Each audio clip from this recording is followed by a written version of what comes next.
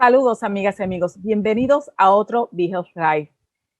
Como parte de la serie Cuida tu Salud con el American College of Physicians, está con nosotros nuevamente la doctora Esther Torres. Ella es gastroenteróloga. Buenas tardes, doctora. Bienvenida. Buenas tardes, gracias. Un gusto tenerla nuevamente, ¿verdad? Para compartir esos conocimientos que usted, ¿verdad? Tiene y también comparte con nuestro público. Y hablamos con la doctora Torres sobre enfermedades inflamatorias del intestino. Doctora, ¿qué se considera una enfermedad inflamatoria del intestino? Es un grupo de condiciones, no es una sola, hay varias. Las dos más importantes y más conocidas son la colitis ulcerosa y la enfermedad de Crohn.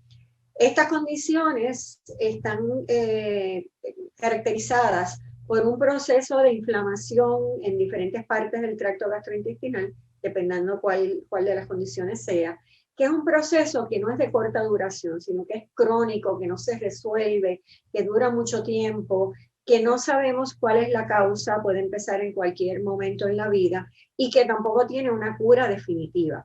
Así que por estas razones de que es algo que no tiene solución fácil ni conocida, pues son bien importantes e impactantes en la vida de estos pacientes. ¿Qué puede sentir o qué puede llevar a una persona a sospechar que está padeciendo una de estas condiciones? En la enfermedad de Crohn tenemos que pensar principalmente en ella cuando tenemos un cuadro de dolor abdominal que persiste, que no tiene que estar presente todo el tiempo, puede ser una cosa intermitente, puede ir y venir, puede tenerlo algunos días y otros no, pero pasa el tiempo, pasan los días, pasan las semanas, muchas veces pasan los meses, y este dolor está ahí. Puede seguir empeorándose y eso usualmente es lo que motiva que el paciente vaya al médico.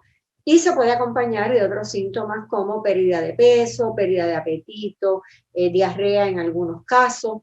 En los niños se puede presentar con un niño que deja de crecer y eso es una de las manifestaciones. La colitis ulcerosa, como envuelve solamente el colon, el intestino grueso, por eso se llama colitis, y es un poco más superficial, el síntoma más común es diarrea que eventualmente se convierte en diarrea con sangre, porque estas ulceritas en la superficie del intestino, pues entonces por ahí sangra la persona y cuando tiene estas evacuaciones usualmente tiene la combinación de sangrado con diarreas. Sí puede tener dolor abdominal, más de tipo retortijón, ¿verdad? Cuando la tripa como que se le retuerce a uno, le duele y quiere salir corriendo a ir al baño. Así que esto es lo más característico de colitis ulcerosa. ¿Estas enfermedades pudieran degenerar en otras pues, más graves, quizás cáncer de colon o algo así? ¿O no ha visto esa ¿verdad? Esa relación o correlación entre esas enfermedades? Sí, hay una asociación más fuerte, más poderosa en la colitis ulcerosa. Según el paciente tiene una enfermedad que se extiende a más partes de su intestino, o sea que en vez de ser solamente una parte en el colon, pues se extiende a casi todo o a todo el colon, eso aumenta el riesgo. Si el proceso inflamatorio es un proceso que no se controla, o sea, la inflamación es persistente, ya sea porque no se trata o porque no responde a tratamiento médico.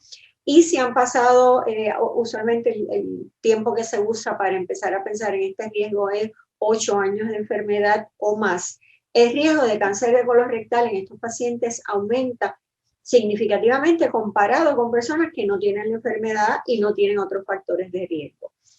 En enfermedad de Crohn sí hay un aumento en el riesgo de cáncer colorectal, pero no es tan marcado y depende más también de la extensión de la enfermedad y el proceso inflamatorio. Así que principalmente en el paciente con colitis ulcerosa, que ya lleva un tiempo con la enfermedad, empezamos una vigilancia con colonoscopías y biopsias de todo el intestino para hacer una detección temprana de cambios en estas células que ya sabemos que podemos identificar que son cambios precancerosos. Y entonces poder tomar las medidas porque idealmente no queremos que el paciente llegue a desarrollar cáncer de colon. Cuando hablamos de inflamación, ¿es como otras áreas del cuerpo que si se inflaman, pues se hinchan o es otro tipo, ¿verdad? de actividad o de efecto en ese tejido? En realidad la implicación es la misma. Cuando un tejido está inflamado y se hincha es porque acumula pues transsudación de líquidos, células inflamatorias, y esto es lo mismo que va a pasar en el intestino, mediado por el sistema inmunológico, que entonces promueve que ciertas células vayan hacia esta área en el intestino y se produzcan también una serie de sustancias que son sustancias inflamatorias, proinflamatorias, y si nosotros miramos el intestino por dentro lo podemos ver inflamado, rojo, igual que a uno pues se le pone una coyuntura, ¿verdad? Roja, hinchada, pues en el intestino también podemos observar eso a través del colonoscopio, por ejemplo, y ver esos cambios que simplifican el proceso de inflamación que está ahí. Así que sí, es parecido. Doctora, una persona que, por ejemplo, es más propensa al estreñimiento, ¿pudiera tener mayor o no necesariamente? No hay una propensidad a enfermedad inflamatoria intestinal asociado con el estreñimiento. Son dos cosas. Un paciente con enfermedad inflamatoria intestinal podría manifestar con estreñimiento, eso no es lo usual, ¿verdad? Uno siempre piensa en diarrea, podría ser, pero una persona que padece de estreñimiento, que esa es su queja, esto no lo hace más susceptible a que desarrolle una de estas condiciones. Doctora, para este tipo de paciente, ¿qué tipo de tratamiento y de dieta pudiera recomendarse? Ok. En cuanto a dieta, primero, vamos a empezar por ahí, que es lo primero que pregunta el paciente, ¿qué puedo comer?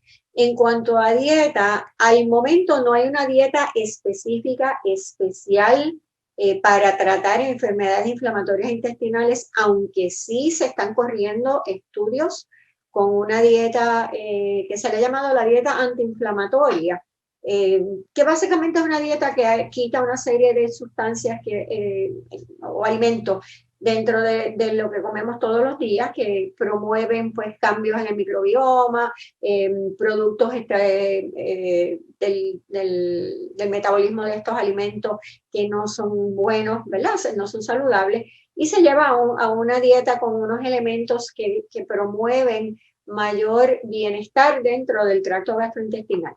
Pero no se ha podido demostrar todavía con estudios diseñados como se hacen para las medicinas, que el tratamiento con esta dieta sea efectivo en llevar a la remisión a un paciente de una manera que ya se puede decir, pues mira, esto es una forma definitiva de tratarlo.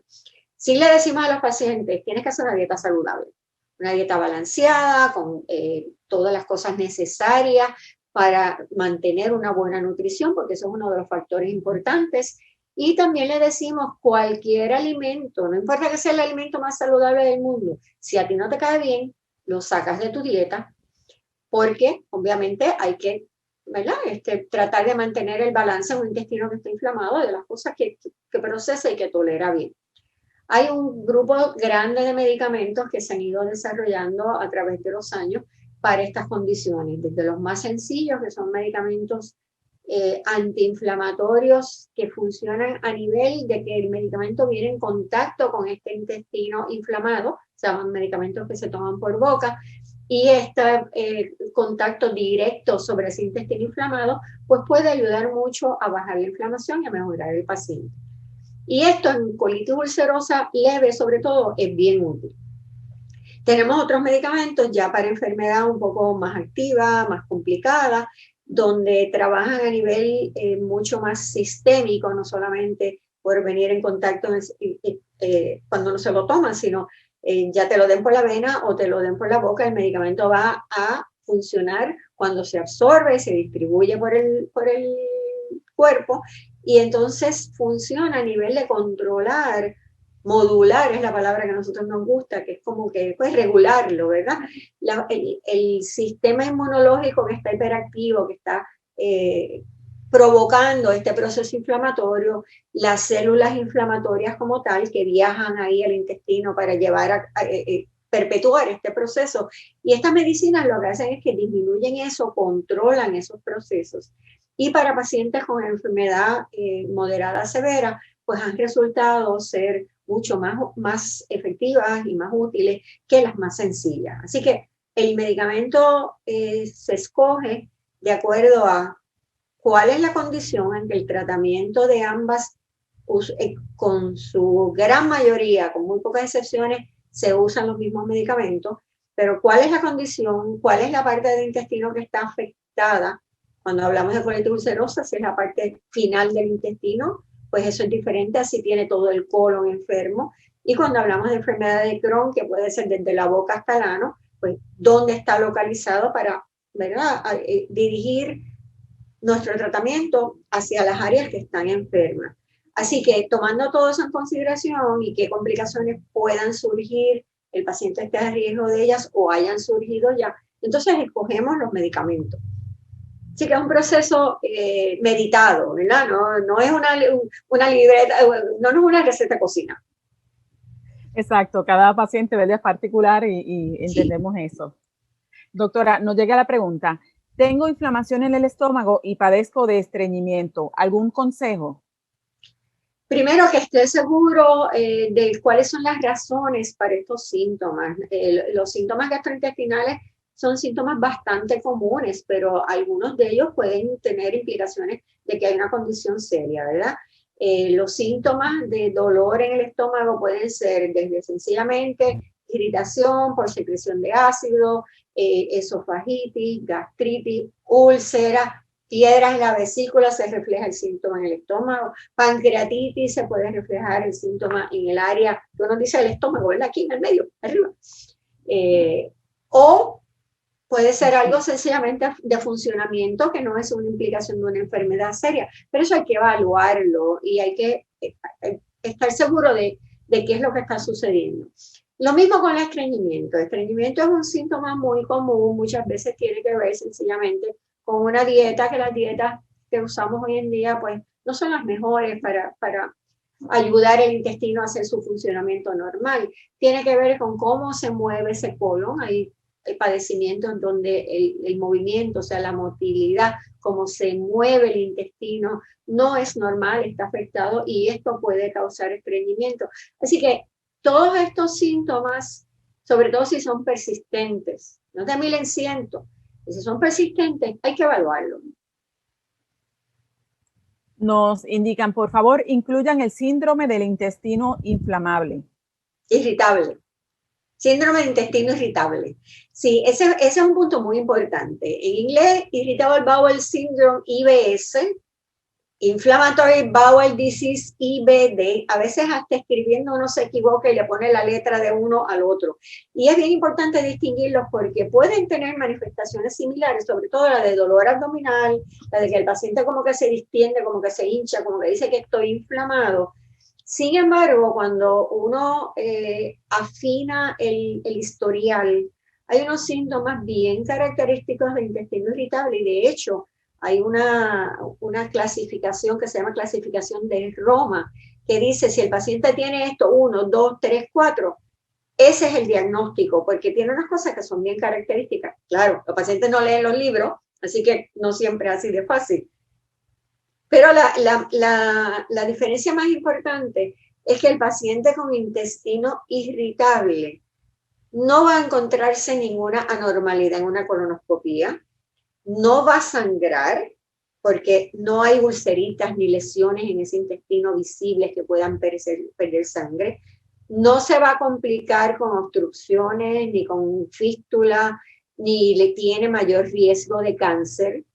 Sí es una condición que diríamos que es crónica, que diríamos que tampoco sabemos cuál es la causa, aunque sabemos que es más cuestión del funcionamiento de los músculos y los nervios que hacen al intestino que trabaje. Tampoco tenemos cura y ahí jugamos mucho con la dieta, qué cosas lo hacen peor, con el manejo del estrés y con algunos medicamentos que se han desarrollado para esta condición. Pero no tienen las implicaciones de riesgos de complicaciones o de cáncer o de malnutrición que tienen las enfermedades inflamatorias intestinales. Así que sí es importante distinguir una de la otra. También es mucho más común que las enfermedades inflamatorias intestinales. Así que la mayoría de las personas que se quejen de esto, lo que van a tener es IBS, intestino irritable, y no IBD, o EI, enfermedad inflamatoria intestinal, pero eso hay que evaluarlo. Cuando menciona que no afecta como que la verdad la nutrición o la alimentación, es como verdad el cuerpo absorbe a través del intestino. Explícanos un poquito, usted es la experta. Sí, me refiero al poder aprovechar lo que uno come, ¿verdad? Lo que uno ingiere, desde el punto de vista que el intestino delgado, que es donde se absorben los nutrientes de estas personas, pues va a funcionar y va a absorber los nutrientes diferente al del paciente con, vamos a decir, una enfermedad inflamatoria en el intestino delgado, pues esa porción que está inflamada no va a tener una buena nutrición. Así que desde el punto de vista del proceso como tal de absorción de los alimentos, de digestión de los alimentos, el intestino irritable debe funcionar bien. Y aclaro eso porque sí vemos algunas comidas que le promueven los síntomas, que los hacen sentirse peores, y en ese sentido, pues no es que ese paciente pueda comer de todo y se sienta bien. No se va a malnutrir, pero va a tener un impacto en la forma en que se alimenta y en los días que se siente mal, que entonces se pone una dietita bien sencilla. Así que estamos hablando de nutrición desde el punto de vista de la capacidad del cuerpo recibir ¿verdad? Los nutrientes, la energía y mantenerse bien uno versus el otro. No necesariamente en la capacidad de comer felices la pizza grande o el condimento o no sé qué cosa, porque el de IBS puede también tener esas dificultades. Doctora, nos llega también una consulta. Tengo mi hija de 19 años. Desde grado 12 empezó a tener supuestamente gastritis crónica. Todos los meses teníamos que visitar la sala de emergencia y se curaba en el momento, pero volvía. Ya hay ese antecedente en la familia. Ella fue prematura también. Cuando comenzó de nuevo con los problemas, me cansé y fui a llevarla a un gastro buenísimo. Le hicieron pruebas y salió gastritis. Pero si tú ves a mi hija, está delgada, lleva su dieta y de vez en cuando vuelve, no como antes, pero es fuerte. A ver si hay algún estudio, por ejemplo, si es intestino vago, pido una ayuda, me estoy volviendo loca con esta condición de mi hija. Bueno, el término de gastritis es un término que se usa mucho y muchas veces uno no está ni seguro de qué es lo que significa, ¿verdad? La gente usa comúnmente gastritis cuando le duele el estómago. Pero de nuevo, volvemos otra vez a que hay muchísimas causas para eso. Y el término verdadero de gastritis es un hallazgo visible de inflamación que se corrobora con unas biopsias que dicen que hay esa inflamación. Así que todo lo demás es probablemente algo diferente, que estamos usando este término genérico mal utilizado. Puede haber desde problemas en secreción de ácido, por ejemplo, que puede llevar hasta úlceras, ¿verdad? Y el síntoma sigue siendo dolor en el estómago. Eso se ve en una endoscopía, la úlcera, digo, si tiene la úlcera se va a ver en una endoscopía, así que una endoscopía sí es importante hacerla y sacarle biopsias también y ver si tiene infección con Helicobacter pylori, que muchas veces se asocia a cambios de gastritis, y todo eso se hace con una endoscopía y unas biopsias. Pero hay que pensar en otras cosas como, por ejemplo, problemas en el vaciamiento del estómago, que puede dar dolor y no necesariamente cuando uno mira con un endoscopio va a ver algo anormal. Problemas más abajo en el tracto gastrointestinal. Como estábamos hablando de enfermedad inflamatoria intestinal, si yo tengo enfermedad de Crohn y tengo una complicación ya, el intestino se me ha puesto más estrechito, ¿verdad? Tengo un área estrecha, donde por ahí pues la comida no pasa bien y no vacía bien, y yo cuando como me da dolor y probablemente puede que yo refleje el dolor en el estómago, porque el estómago no puede vaciar bien, pero el estómago no tiene nada, es que hay algo más abajo. Así que uno tiene que pensar qué otras cosas me pueden reflejar ese síntoma en el estómago, que no necesariamente sea enfermedad propia del estómago o, como dicen, gastritis. La sala de emergencia no es un sitio para diagnósticos de enfermedades específicas, es un sitio para manejar un síntoma agudo, una emergencia, y si cuando llegó a sala de emergencia no tenía apendicitis, no tenía un cólico biliar, le dieron unas medicinitas, un suerito y se mejoró, debe ir de allí a sacar una cita con el gastroenterólogo. No volver a la sala de emergencia unas semanas más tarde con el mismo cuadro, porque allí no le van a hacer un diagnóstico porque ese no es el sitio para eso. Así que los síntomas que se repiten son alertas de visita a tu médico. La mamá de esta paciente pues la llevó a un gastroenterólogo, ¿verdad? Así que hizo muy bien, eso es lo que tenía que hacer. Entonces, el próximo paso es, a pesar de, sigue igual, pues vamos a volver al gastroenterólogo y decirle, doctor, no mejora, no podrá tener otra cosa, que otra cosa podría ser, podemos, ¿verdad?, descartar otras condiciones. Siempre sincerarse con el médico, tener confianza en el médico y tampoco quita las segundas opiniones, porque eso, digo, también es un recurso. Claro. Que todos nosotros lo hacemos, nosotros, los pacientes no saben cuántos casos de ellos nosotros consultamos con nuestros colegas, ¿verdad? Para recoger información, ideas de otras personas, así que eso no está mal nunca. Nos escribe otra paciente: saludos, soy paciente de colitis ulcerativa y me gustaría poder obtener mi carnet, ¿verdad?, para tener prioridad para utilizar el baño. La tarjeta de identificación que generó FEA la tienen los gastroenterólogos. Se ha repartido en toda la isla. Ya esa tarjeta va para 3 o 4 años, yo creo, así que 3 años que la tenemos. Así que puede que aquellos que las recibieron ya no saben ni dónde las tienen o se le acabaron todas. Lo que yo le digo a los pacientes es, pregúntale a tu gastro. Si el gastro no la tiene, pídele la dirección postal y me la piden a mí y yo se las mando a los gastros. Frecuentemente, aparte de ir a todas las convenciones con mi paquete de tarjeta para repartir a los que ya se le acabaron o no se acordaban de la tarjeta, también le mando por correo cuando los pacientes me dicen fulano de tal o fulano de tal, esta es la dirección postal y se les manda a los médicos. Preguntan sobre dieta antiinflamatoria. Ok, eso lo mencionamos ahorita. Es una dieta que se está desarrollando en un número de centros en el mundo. Y de hecho nosotros vamos a empezar un estudio con la Universidad de Massachusetts, que son unos de los líderes en el estudio de esto. Y lo que hace esta dieta es identificar alimentos que son lo que ellos llaman antiinflamatorios, que tienen ciertas características particulares.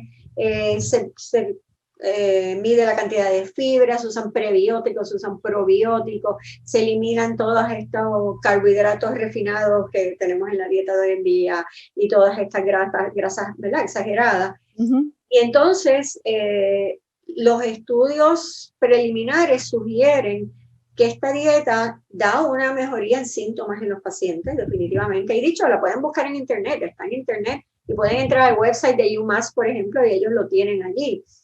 Y hay estudios que sugieren que la parte de inflamación como tal, no solo los síntomas, también podrían mejorar con esta dieta. Parte de lo que esta dieta modifica, que quizás sea la clave de por qué puede ser útil, es que la relación entre lo que nosotros comemos y la composición de nuestras bacterias intestinales, que son trillones, está demostrada ya. Hay ciertos alimentos que promueven lo que llamamos nosotros las bacterias buenas, estas bacterias que trabajan a favor de nuestra salud también, además de estar ahí, que producen unos metabolitos que son importantes para mantener nuestra salud, que mantienen nuestro sistema inmunológico trabajando adecuadamente. Y esto pues lo llamamos, ¿verdad?, las bacterias buenas o los organismos, porque además de bacterias hay otras cosas buenas. Y hay otras que al contrario lo que hacen es estimular negativamente a nuestro sistema inmune y provocarlo para que trabaje de más y ataque el intestino tratando de bregar con esto. Y hay ciertos alimentos que hacen que estas bacterias malas crezcan más, les encantan estas bacterias malas. Entonces se causa este desbalance, no solo la dieta, ¿verdad? Hay muchas cosas, pero eso es uno de los factores. Así que eso es una de las áreas de mucha investigación. Y podría ser una de las explicaciones para que, sobre todo en algunas personas, porque cada paciente es diferente, estas modificaciones en la dieta sean beneficiosas.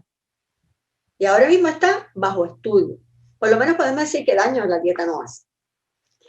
Tampoco es una dieta que se pueda seguir bien rígida por toda la vida, porque es una dieta que no incorpora todos ¿verdad? Los elementos de nutrición que hay en todas las comidas que comemos. Así que debe ser supervisada para estar segura de que tenemos todo lo que es. Y es una dieta que va progresando en lo que se le permite al paciente, según el paciente va mejorando. Así que está en pleno desarrollo investigativo. Digo, lo pueden bajar de internet y la pueden hacer.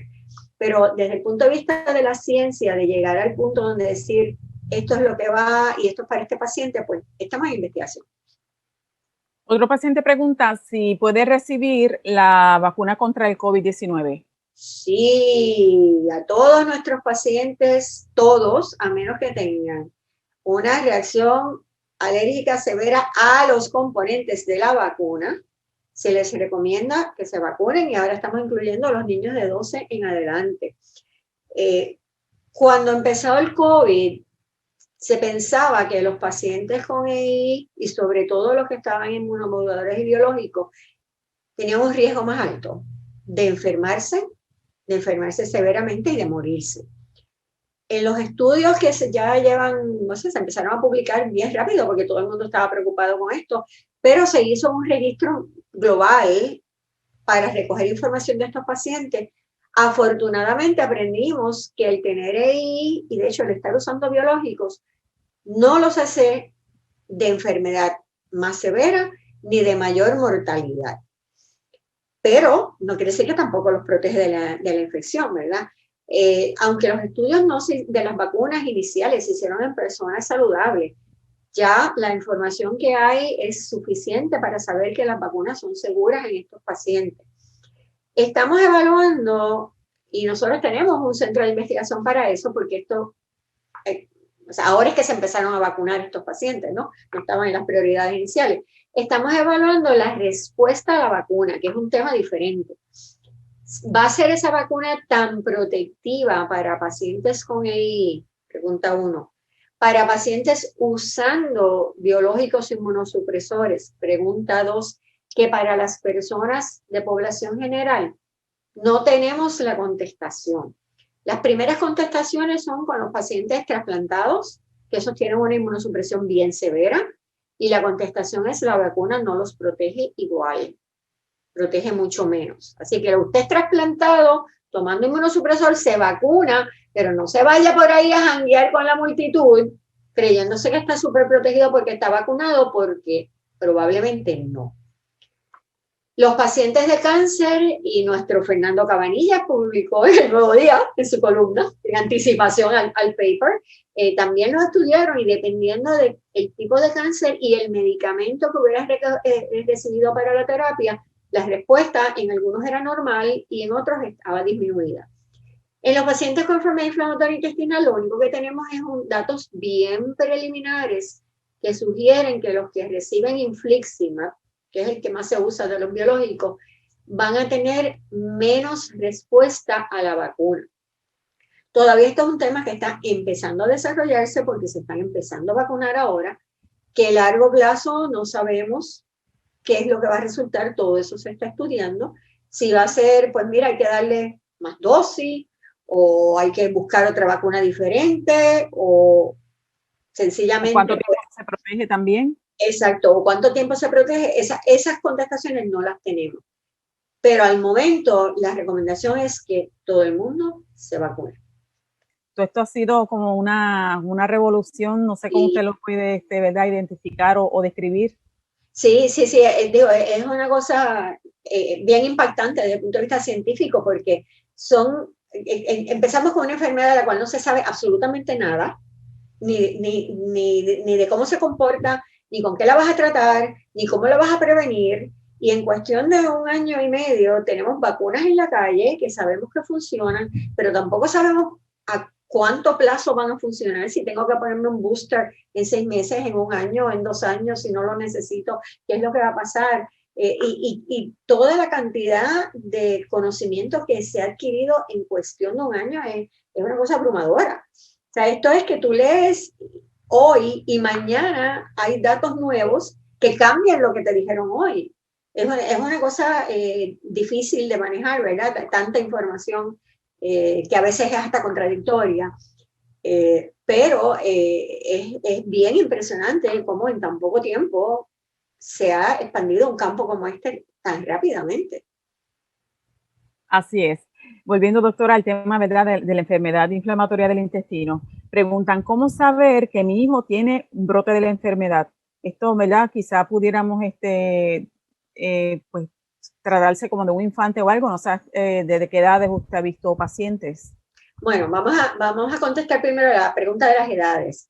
Las edades más comunes de presentar por primera vez la condición es entre los 15 y los 35 años. Pero desde la infancia hay una variante de enfermedad de Crohn que se llama very early onset, o sea, de comienzo bien temprano, que se ve en infantes, en bebés de meses. Eso usualmente tiene unas variantes genéticas particulares, pero se puede ver en infantes de meses. Y después de los 35 años, a cualquier edad, hasta edad tardía, se puede presentar por primera vez. Así que la edad de presentación no nos marca si sí o si no. Es los síntomas.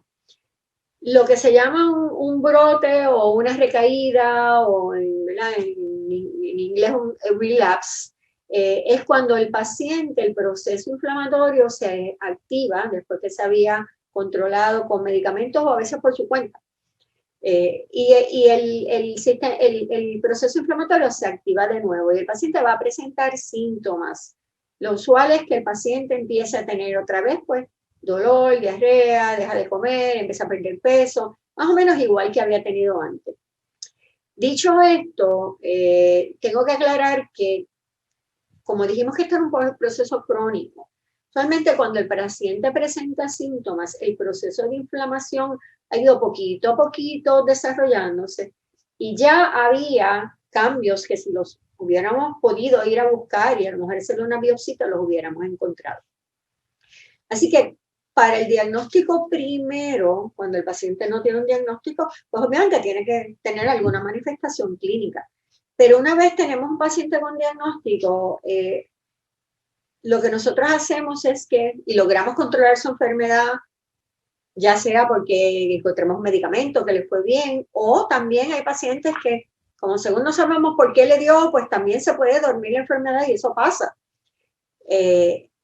Lo que nosotros hacemos es que periódicamente, y no hay una tabla exacta, no solamente vemos al paciente, le preguntamos cómo se siente, le hacemos pruebas de laboratorio para verificar marcadores de inflamación que existen en sangre, existen en excreta, que nos pueden decir, mira, esto está subiendo, estaba normal y están subiendo, puede que se esté empezando a inflamar de nuevo. E incluso, colonoscopía, mirar el intestino antes de que le duela, se va a ver inflamado. Las biopsias nos lo van a demostrar también. Y entonces poder cambiar o ajustar el tratamiento antes de que el paciente se sienta mal o se sienta muy mal o se complique.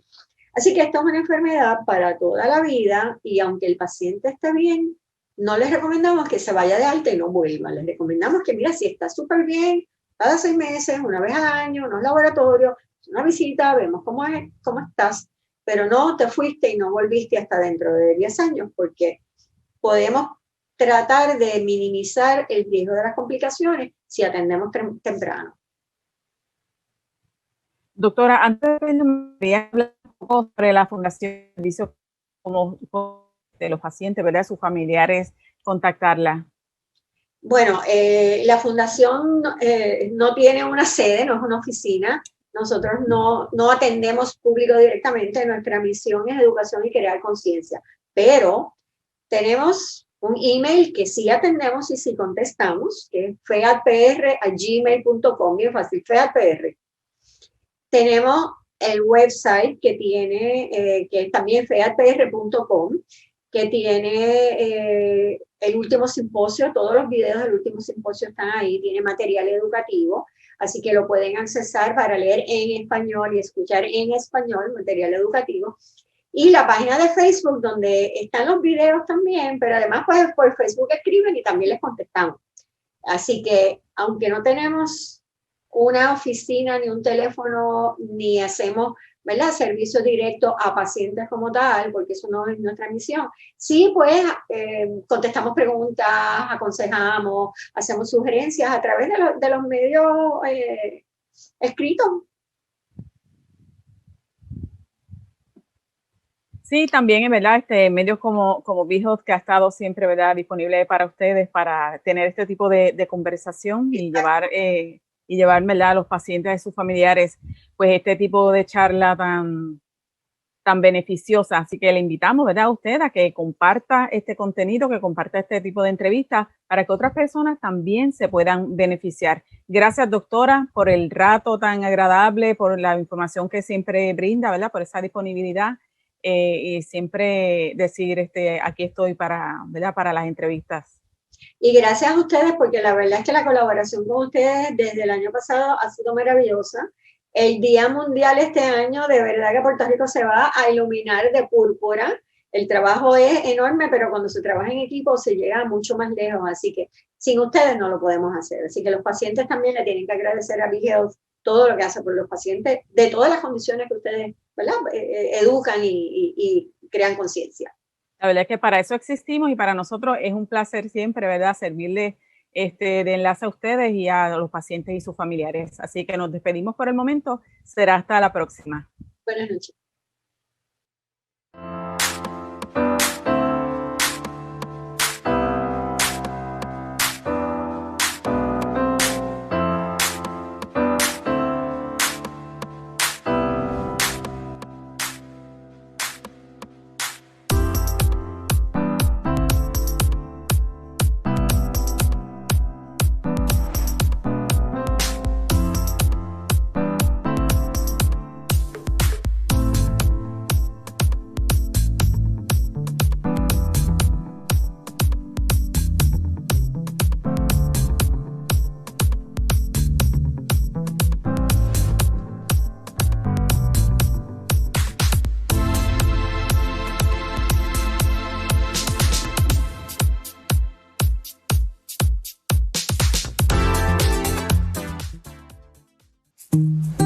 Puerto Rico llegó BeHealth, la guía más completa para el cuidado de tu salud.